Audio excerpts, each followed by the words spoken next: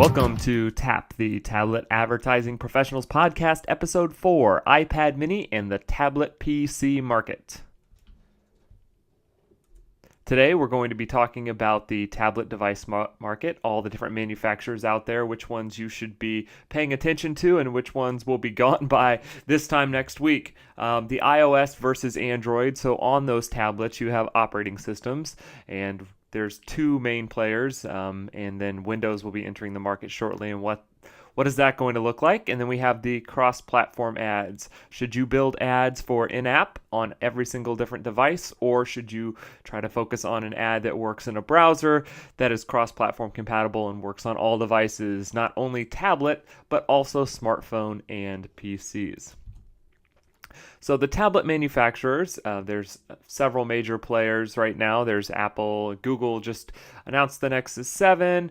You've got Samsung building all sorts of different tablets. You have Amazon and their Kindle Fire. And then you have Barnes & Noble and the Nook tablet. In the middle there, if you're looking at the presentation, you'll see the Nexus 7, which is Google's. On the left is Amazon's Kindle Fire, and on the right is the all-famous iPad. So here is a chart of the top 5 tablets, both iOS and Android operating systems, and this chart is available on tabletadvertisingpros.com if you'd like to see it. But we have Apple is number 1, Samsung is number 2, Amazon is number 3, Asus is number 4, and Barnes & Noble is number 5.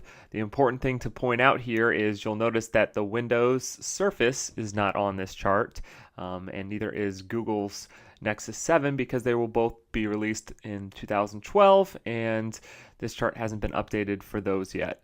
I'm guessing next year we're going to see something a little different. I think Barnes & Noble is going to be knocked off that list, and we'll probably see either the Windows or definitely the Google tablets make the top 5. And if you look at the market share, it's Apple's at 64%, and the rest of them are sort of spread out, and this is 2012 year to date. So you've got Android taking a huge chunk, but again, they're spread out among a bunch of different device manufacturers. And introducing, as of yesterday, the iPad Mini. What does that mean for tablet advertising? Well, basically, not a lot is going to change. You have a different screen size, a 7.9-inch diagonal, but it's about 35% larger than, let's say, a Kindle Fire with just a 7-inch screen. The resolution is okay on it. You've got all the apps. Everything runs the same way. So there's not a whole lot of change as far as development goes, but it's interesting to see this smaller format. And again, the difference between an iPhone screen size and the way that you consume data on an iPhone is very, very different than the way you consume information on a tablet. So you've got to take a look at the screen real estate as a major differentiator there. But between the iPad Mini and the standard iPad or all other tablets, there's not a tremendous difference there. So iOS versus Android. Let's take a look at the differences between the two. This is a chart of the 2011 tablet ownership by brand. You'll see that Apple owns over 80% of the tablet market in 2011. Android's 15%, and 4% is other, which is probably some versions of Linux operating systems, custom ones. HP actually had their own version, which was actually well reviewed, but it kind of fell off because HP's gotten out of the tablet market a little bit.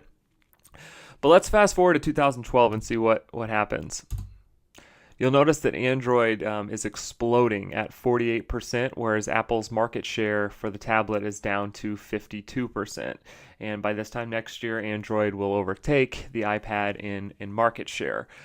But that's not the full picture. You have to remember what people, especially from the advertising perspective, you have to remember what users are consuming this content and where they're consuming it. So if you've got a bunch of cheap Android devices out there and it makes for a larger percentage of the market share, that's fine, but are people actually consuming the content, and are people actually looking at those ads? Yesterday during the keynote for the iPad mini, they brought up a very interesting point, and that's the key statistic we're going to look at today, which is 91% of the tablet web traffic share is actually coming from the iPad.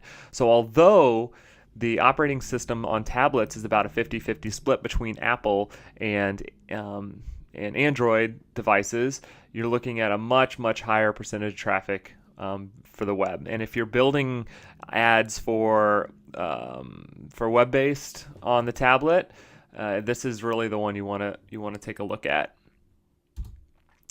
So cross-platform ads. Can you build an ad that works on all of these devices instead of having to specifically build one for each different device? And to explore this more, let's take a look at iOS or Android in-app ads. And this is an interstitial example here in a news app where it just kind of takes over the whole thing.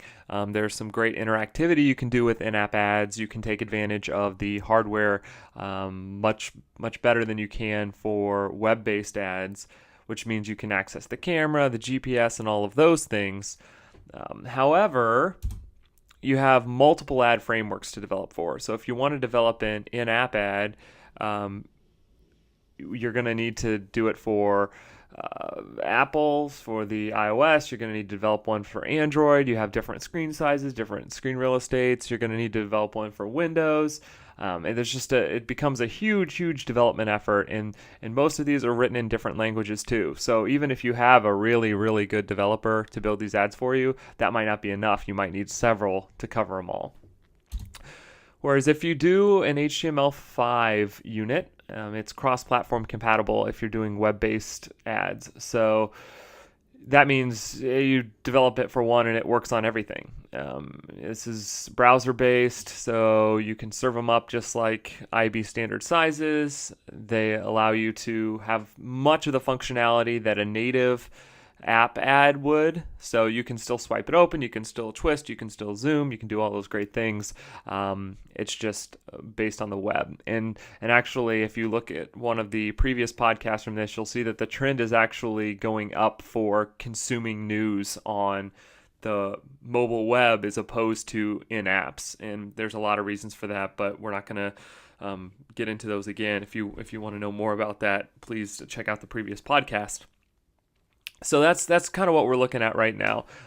Apple's losing market share, but they're actually still very strong when it comes to consumption on those. There's going to be a lot of cheap tablets entering the market over the next 12 months, and they're going to have Android because they can.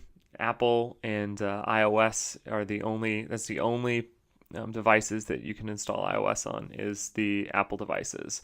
So it's going to happen a lot like the smartphone market happened, where Apple came out with the iPhone, then you had a bunch of competitors, then Google released Android, and then all of a sudden everyone started switching to that because it was free to install for the device manufacturers, and Android just took over the majority of the market share. But the quality, and if you actually look at ad spend on smartphones, iAds and ads on the iPhone are still a much higher CPM than Android, because the quality of traffic, the quality of engagement, and all that is still much higher on Apple devices. So if you're going to develop for in-app ads, I would still say definitely go with the iPad. And hopefully you'll see that these trends are pointing to the mobile web, and you'll start to really take a look at what you can do with that. So next week we're going to look at tablets. What are they? Are they mobile? They're not smartphones, but should they be considered mobile still because you take them on the go? iPhone versus iPad, what's that screen real estate difference? How do people use the devices differently? And how should your advertising be adjusted accordingly? And then mobile browsers, you're familiar with Safari on the iPad and the iPhone, but what are the mobile browsers on the Android devices? What are the mobile browsers for Microsoft Surface? And we're going to take a look at all of that and how it affects tablet advertising. So make sure to subscribe to this podcast.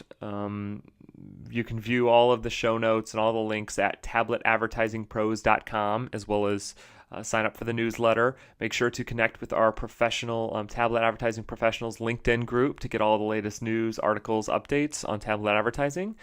You can follow Agent Digital on Twitter or fan our Facebook page for more great updates, contests, all that good stuff. So until next week, have a great week, enjoy the weekend, and take care.